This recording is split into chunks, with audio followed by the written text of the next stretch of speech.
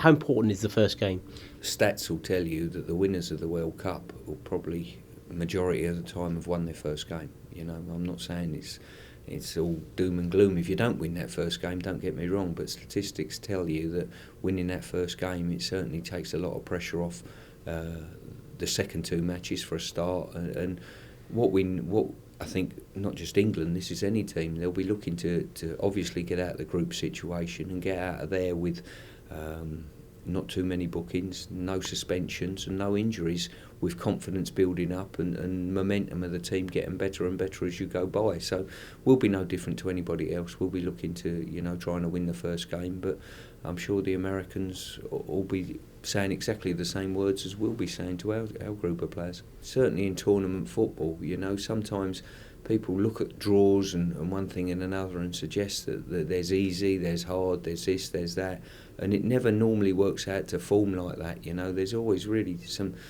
really difficult groups. I remember, when in 1990, I think Cameroon beat Argentina in the opening match or the second game of the tournament, and all of a sudden it throws the groups wide open.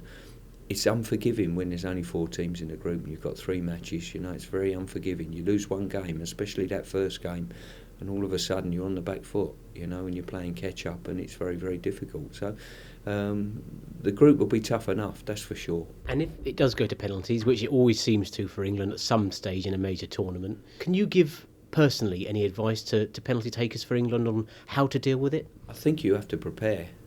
I think management team has to prepare and know exactly who your best 1 to 23 penalty takers are within your squad. I think that's very important.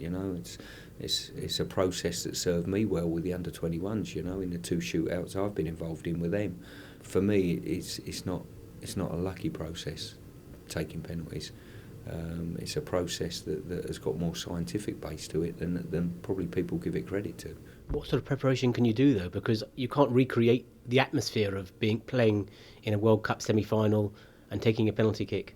But you can know who your best 1 to 23 penalty takers are.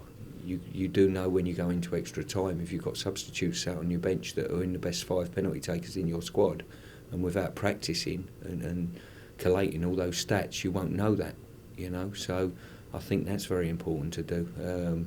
There's many times where, if you like, captains have stepped forward, and if you look at England, when England have been unsuccessful and lost on penalties, the people that have stepped up to take penalties at crucial times are non-penalty takers. David Batty's missed one.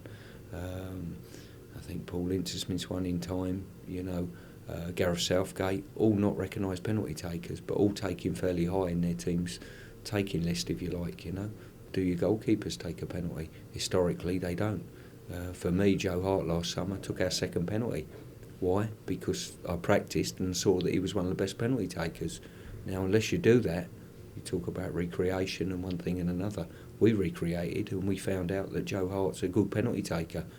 We found out that James Milner's an outstanding penalty taker, especially when the pressure's on. So we understand that. Now, don't tell me that's luck, because it isn't.